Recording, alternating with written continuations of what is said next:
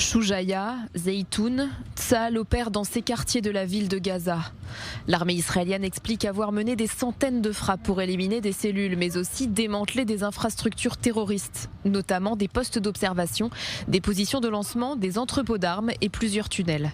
C'est aussi à Deir el-Balah, dans le centre du territoire palestinien, que l'aviation a continué d'opérer. Les forces terrestres sont entrées dans cette localité pour la première fois depuis le début de la guerre.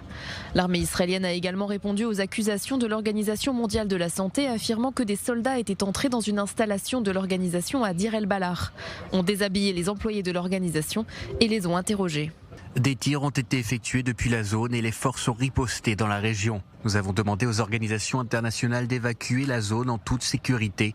Dans le cadre de l'opération, les forces ont arrêté plusieurs suspects et les ont interrogés sur place pour suspicion d'implication de terrorisme. Parfois, il est nécessaire que les suspects retirent une partie de leurs vêtements afin de pouvoir les fouiller et s'assurer qu'ils ne cachent pas de ceinture explosive ou d'armes. Ce matin, Tsahal a annoncé la mort de Vladimir Loza, réserviste de 36 ans originaire d'Ashkelon, tombé au combat dans le sud de la bande de Gaza.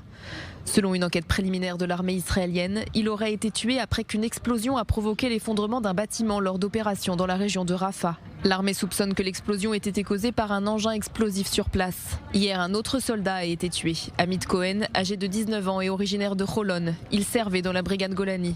Selon l'enquête préliminaire de Tsahal, il était en train de charger un drone avec un explosif en vue d'une attaque imminente lorsque la charge s'est déclenchée accidentellement.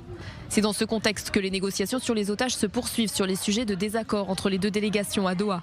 Le Hamas insiste notamment pour que l'aide humanitaire soit de nouveau gérée par les organisations onusiennes.